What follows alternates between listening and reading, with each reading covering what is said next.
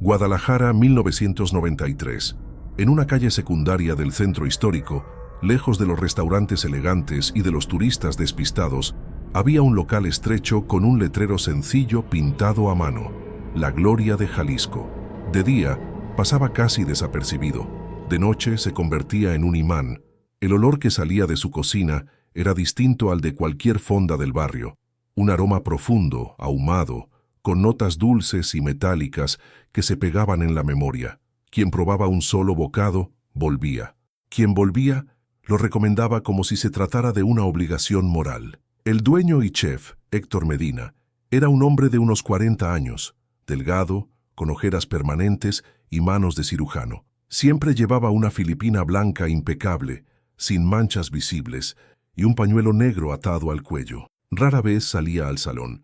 Prefería mantenerse detrás de la cortina que separaba las mesas de la cocina, controlando cada plato que salía, como si la mínima desviación pudiera arruinar algo más que una cena. Para los clientes, Héctor era un genio excéntrico. Para los pocos que lo conocían desde antes, era alguien que se había obsesionado con una sola idea: crear el sabor perfecto, irrepetible, absoluto.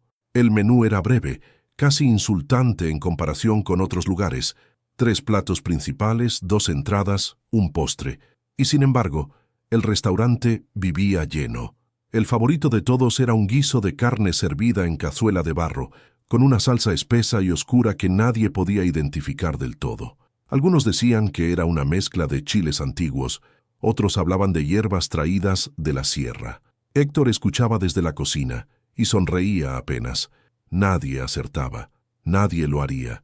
Un periodista gastronómico de un periódico local llegó una noche para escribir una reseña rápida y salió con algo más que una nota.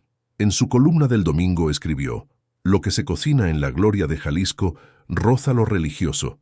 Hay un fondo de sabor que no se encuentra en ningún otro lado, como si el chef hubiera descubierto un ingrediente que los demás olvidaron».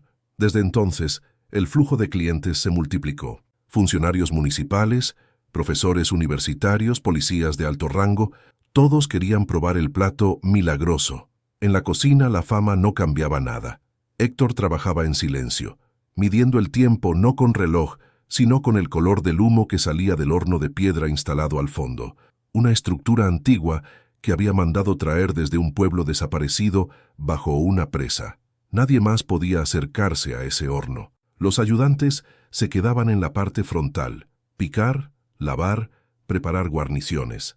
El espacio trasero, donde el fuego ardía con temperatura extrañamente constante, era territorio prohibido. Su principal proveedor de carne era Ramiro Torres, un carnicero del mercado de San Juan de Dios. Se conocían desde hacía años.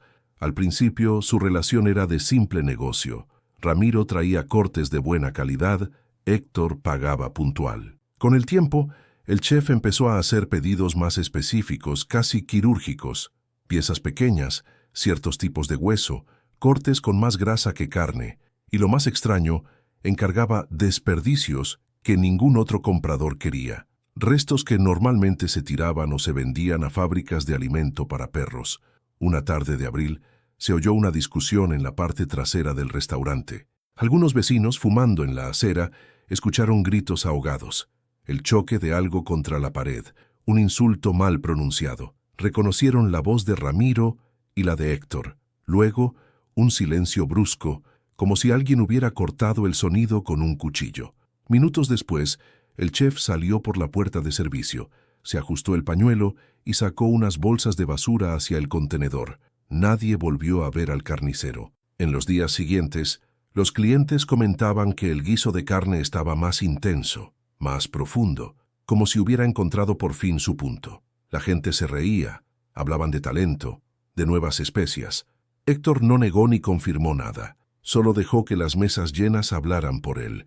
Las propinas aumentaron, los elogios también. En la pared empezaron a aparecer fotografías de personas importantes comiendo en el local: un regidor, un conductor de televisión, un comandante de policía, todos con la misma sonrisa satisfecha y los labios brillando con restos de salsa. Una noche llegó Iván, un muchacho de 20 años buscando trabajo como ayudante de cocina. Llevaba semanas durmiendo en un cuarto alquilado, sosteniéndose con changas mal pagas. Escuchó que en la Gloria de Jalisco siempre había movimiento, así que se plantó en la puerta trasera con su mejor camisa y un currículum arrugado. Héctor lo miró en silencio, de arriba a abajo, como quien evalúa una pieza de carne. ¿Sabes obedecer?, preguntó. Sí, señor. ¿Sabes callar? Iván dudó un segundo. Sí, señor. Entra. Esa primera noche, el muchacho descubrió que allí nada funcionaba como en otras cocinas. No había risas, ni música, ni gritos de órdenes. Solo el golpe seco de los cuchillos sobre la tabla, el siseo del aceite caliente y el latido constante del horno al fondo, respirando humo. El calor era distinto cerca de esa estructura. No quemaba la piel, pero parecía espesarse en la garganta. A Iván le ardieron los ojos al pasar cerca, como si el aire estuviera cargado de algo más que leña quemada. «No te acerques al horno», advirtió Héctor sin levantar la voz. «Esa parte es mía. Tú te quedas en la luz». El muchacho obedeció. Sin embargo, no pudo evitar notar un detalle inquietante. A diferencia de otras cocinas, allí casi no había sacos de sal, ni frascos de especias aparentes. Lo que daba sabor a la comida no estaba a la vista, y aún así, el guiso que probó al final de la jornada tenía una fuerza que le hizo cerrar los ojos y tragar despacio, sintiendo un leve cosquilleo en la lengua y un nudo en el estómago, mezcla de placer y repulsión. Algo en aquel fondo de sabor le resultó humano. Esa misma semana, la madre de Ramiro fue al mercado preguntando por su hijo. Nadie sabía nada. Algunos dijeron que se había ido al norte, otros que había tenido problemas con gente peligrosa. Nadie mencionó al chef. Nadie relacionó su desaparición con el hecho de que, curiosamente, desde entonces, en la Gloria de Jalisco nunca faltara carne, aunque otros locales empezaran a quejarse de escasez. Una madrugada, mientras cerraban la cocina, Iván se quedó solo unos minutos limpiando. Héctor había salido a hacer una llamada. El horno seguía encendido, aunque el servicio había terminado hacía más de una hora. Un humo delgado escapaba por una junta de ladrillos, con un olor que no era solo a grasa quemada. Iván se acercó un poco más, hipnotizado, y apoyó la mano en la piedra caliente. Escuchó algo al otro lado, detrás del fuego, un crujido seco, como de hueso al partirse, seguido de un sonido que jamás habría asociado con comida. Se apartó de golpe, con el corazón desbocado. En ese momento la puerta trasera se abrió. Héctor apareció en silencio, sin haber hecho ruido al pisar. Lo observó un segundo, luego miró el horno, luego al muchacho. «Te dije que no te acercaras», murmuró. «El secreto no está en la receta, está en lo que estás dispuesto a quemar». Iván desvió los ojos, murmuró una disculpa y siguió limpiando. El chef apagó las luces del salón y dejó solo una encendida justo al lado del horno, donde el humo seguía saliendo en una línea fina, casi invisible, pero cargada con un olor que se pegaba a la memoria, como una mancha que nadie sabe de dónde salió. Aquella noche, mientras cerraba la puerta, Iván tuvo una sensación que no supo explicar. El restaurante estaba lleno, pero no de gente. Era como si alguien más comiera allí, al otro lado del fuego. Iván llevaba apenas una semana trabajando en la Gloria de Jalisco, pero cada día parecía una eternidad. El restaurante funcionaba como un organismo vivo, respirando vapores densos, sudores y murmullos. El chef Héctor, siempre silencioso, parecía escuchar cosas que nadie más podía oír. El hervor exacto de una olla, el crujido de un hueso dentro del horno, el suspiro del fuego cuando alguien se acercaba demasiado. Para él, la cocina no era un lugar de trabajo, era un templo, y el horno, su altar. El muchacho intentaba concentrarse en las tareas sencillas, pero algo en ese lugar le apretaba el pecho. Había un olor persistente que no coincidía con ningún ingrediente conocido. No era leña, ni grasa, ni carne asada. Era un aroma áspero, pesado, que se quedaba pegado a la garganta como si tuviera memoria. Una noche, mientras trapeaba el suelo, escuchó a Héctor hablando solo. «Falta equilibrio, le falta alma», murmuraba el chef frente al horno. Iván se escondió detrás de los sacos de harina, observando. El hombre abrió apenas una rendija del horno, suficiente para que un humo oscuro escapara como un suspiro caliente. En su mano derecha sostenía un frasco pequeño con tapa metálica. Lo agitó y una nube fina de polvo cayó dentro del fuego. El olor cambió de inmediato. más intenso, más dulce, más humano. El chef cerró la tapa del horno con un movimiento brusco. Así, ahora sí. Iván sintió un escalofrío que le recorrió la columna. Ese frasco no contenía ninguna especia, lo sabía. El polvo era demasiado gris, demasiado fino. Lo había visto antes, las cenizas de alguien que había sido incinerado. A partir de esa noche, comenzó a notar detalles que antes se le escapaban. Héctor tenía un cuarto al fondo, separado de la cocina por una cortina gruesa. Nadie entraba ahí, siempre estaba cerrado, pero por debajo de la cortina salía una línea de polvo gris. Iván se arrodilló una vez para tocarlo con la punta del dedo. Ceniza pura, todavía tibia. Una tarde, un hombre desconocido llegó al restaurante cargando bolsas negras.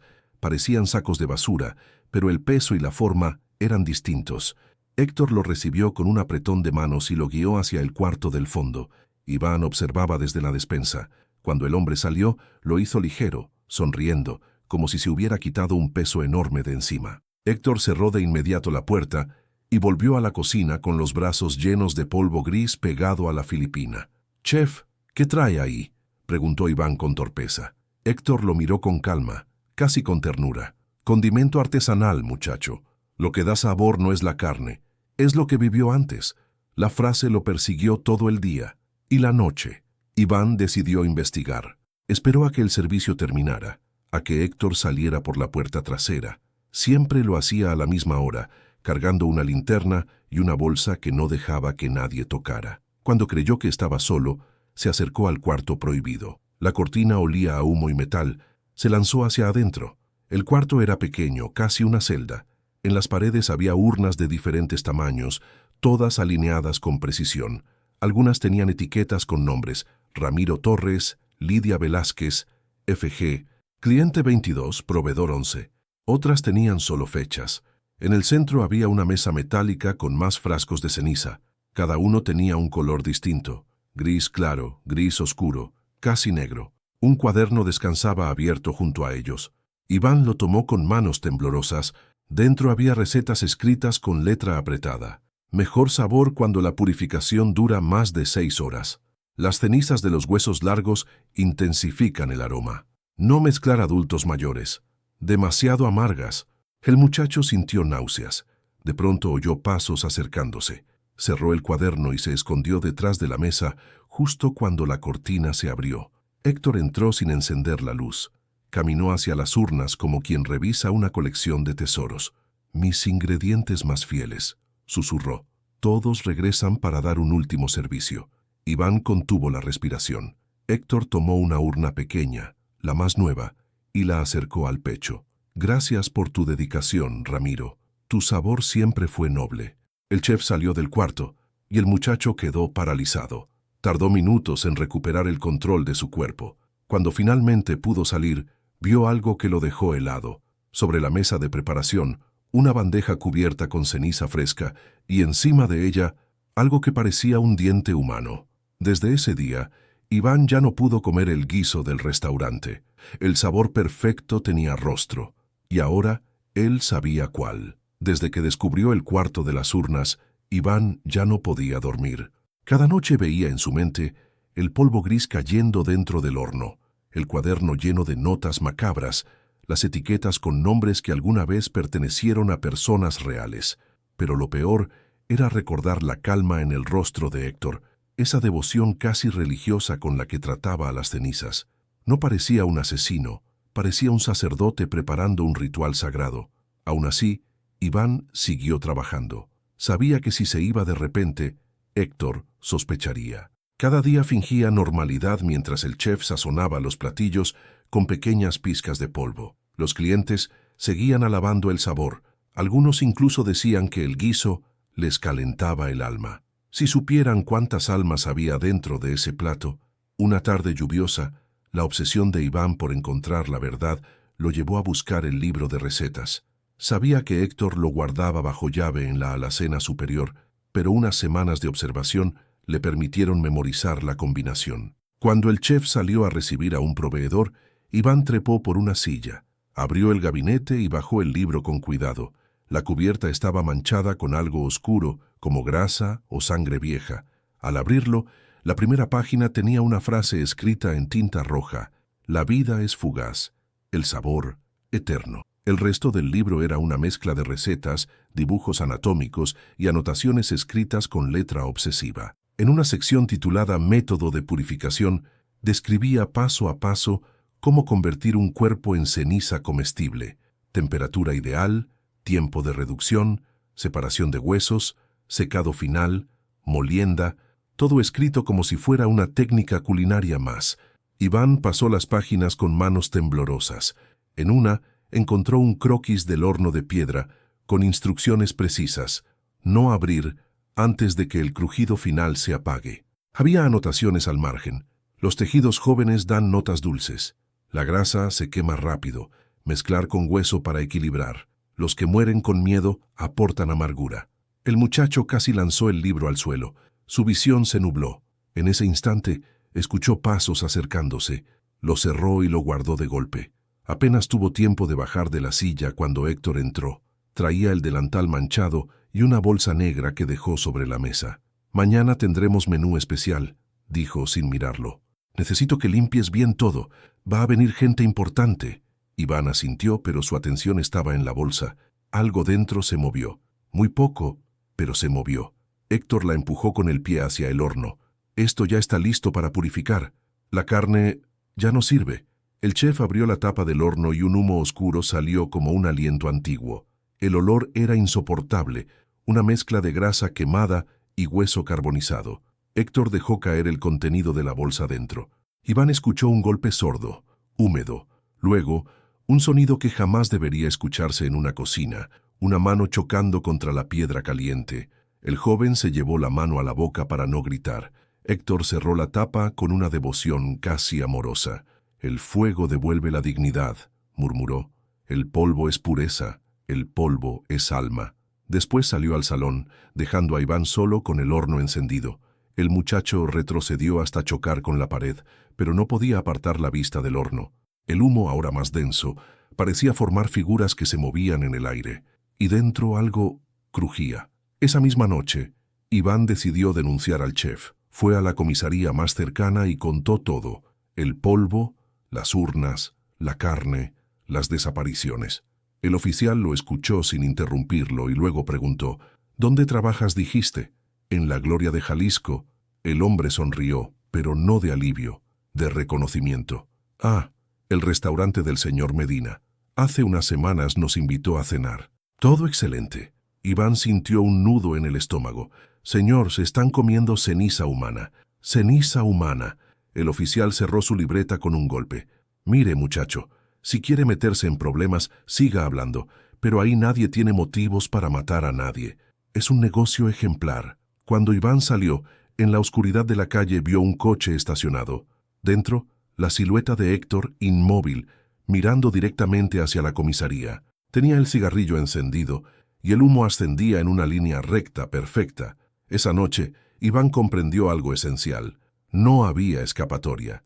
El chef no solo cocinaba para sus clientes, los alimentaba, y quienes comían estaban de su lado. En cuestión de semanas, la Gloria de Jalisco se transformó en un fenómeno. Las reseñas se multiplicaban, los periódicos hablaban del chef visionario, y conseguir una mesa requería reservar con días de anticipación. Nadie sabía exactamente qué hacía la comida tan especial, pero todos coincidían en que el sabor era único, casi adictivo. El restaurante empezó a recibir visitas de políticos, empresarios, mandos policíacos y hasta sacerdotes. Todos salían satisfechos, con los labios brillando y la mirada relajada. Todos regresaban. Para Iván, aquello era un infierno silencioso. Cada día veía cómo el horno ardía con más fuerza, cómo el chef trabajaba con una dedicación cada vez más inquietante. Héctor había dejado de hablarle. Solo daba órdenes cortas, casi susurradas. El muchacho notaba cosas que antes pasaban desapercibidas. El polvo gris ahora se guardaba en frascos etiquetados con fechas exactas. Las bolsas negras llegaban cada vez con más frecuencia. Los clientes más importantes recibían porciones más generosas, más oscuras, más personales. El sonido del horno se había vuelto permanente. Nunca estaba frío, nunca. A cualquier hora del día, El fuego ardía con una intensidad que no correspondía al tamaño de la cocina. Iván se hizo la pregunta que había evitado durante meses. ¿Cuántas personas pueden convertirse en ceniza sin que nadie sospeche? Una noche, después del cierre, el muchacho decidió que necesitaba pruebas. Era la única forma de hundir a Héctor. Sin pruebas, había dicho el policía, no pasa nada. Así que esperó a que el chef saliera. Siempre se iba justo después de apagar las luces, y tomó prestada una vieja cámara de video de un amigo. Cuando el reloj marcó la 1 de la mañana, regresó al restaurante por la puerta trasera, que Héctor siempre dejaba mal asegurada. Dentro reinaba un silencio sepulcral, pero el calor era insoportable. El horno seguía encendido, ardiendo como si estuviera vivo. Iván avanzó con la cámara encendida, grabando todo, los frascos, las urnas, las bolsas sin abrir. A cada paso, el olor se volvía más fuerte. No era el aroma habitual del restaurante, era algo más crudo, más reciente. Se acercó al horno. El humo escapaba por los bordes como si no cupiera dentro. Apenas se veía la piedra por el resplandor rojizo del interior. Iván, temblando, abrió la tapa con ambas manos. El fuego iluminó su rostro con un brillo anaranjado. El interior no tenía leños. No había carbón, solo un amasijo de huesos calcinados, carne negra adherida a las paredes y un fragmento claramente humano, un antebrazo carbonizado, con un reloj derretido aún pegado a la muñeca. Iván casi dejó caer la cámara. Dio un paso atrás, cubriendo su boca para no gritar. Fue entonces cuando vio la mesa. Estaba puesta, impecable, un plato hondo, cubiertos limpios, servilleta de tela, una copa de vino ya servida, y un papel doblado junto al plato, para Iván. El muchacho retrocedió hasta chocar con la pared. Su respiración se volvió un jadeo. La cámara temblaba en su mano. Algo se movió detrás de él. Se giró lentamente. Héctor estaba ahí, de pie, en silencio, sin sombra. Su filipina tenía manchas oscuras y en sus ojos había un brillo antinatural, como si el calor del horno los hubiera iluminado desde dentro. «Nunca debiste entrar aquí», dijo con voz tranquila. «La cocina no es para curiosos, es para quienes entienden el sacrificio». Iván levantó la cámara como si pudiera protegerse con ella. «¿Qué vas a hacer?» Héctor dio un paso adelante.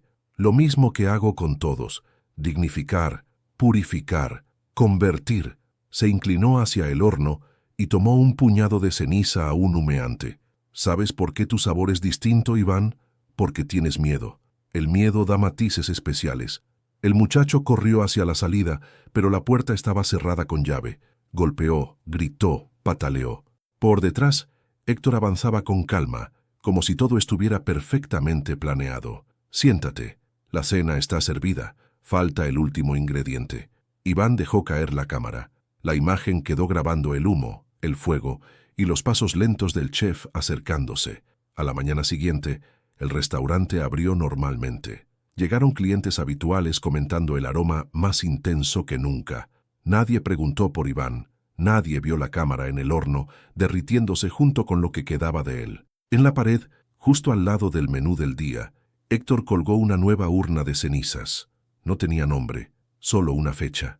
Después de la desaparición de Iván, la gloria de Jalisco alcanzó su punto más alto de fama. Las reseñas lo llamaban el tesoro escondido de Guadalajara, el altar culinario del occidente y la experiencia que rozaba lo sobrenatural. El restaurante se volvió un lugar de peregrinación. Políticos en campaña, turistas extranjeros, actores, policías, empresarios, todos querían probar el guiso que había convertido al chef Héctor Medina en una leyenda viviente. Pero mientras el restaurante florecía, la ciudad se hundía en rumores.